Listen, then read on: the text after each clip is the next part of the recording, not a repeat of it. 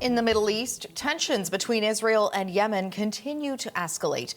A Houthi spokesperson has vowed the group will continue attacking Israel after both sides carried out a series of deadly retaliatory strikes. Julia Chapman is tracking the story for us from London. Julia, what's the latest?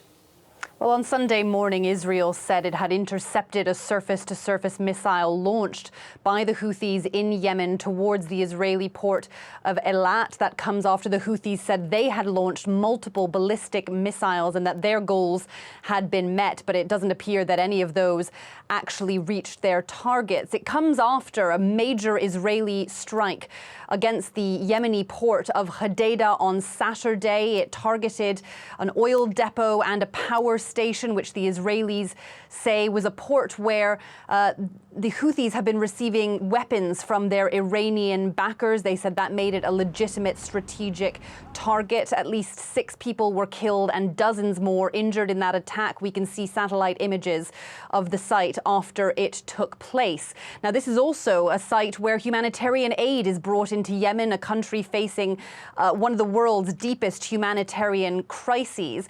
Now, Israel launched that attack in response to the killing of an Israeli civilian on Friday when a drone strike launched by the Houthis managed to penetrate the Iron Dome of Israel, as the Houthis have been sending hundreds of missiles and drones against Israel in recent months. Are Houthis becoming a bigger risk to Israel at this point, would you say?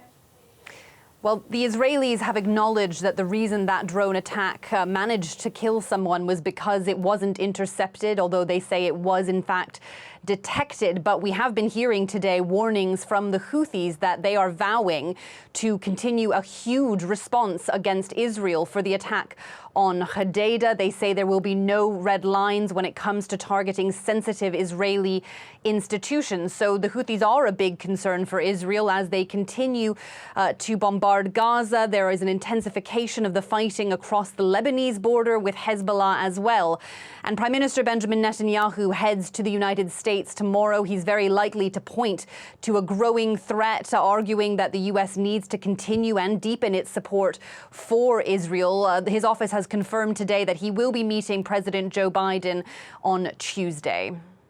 Thanks for this, Julia. That's Julia Chapman in London.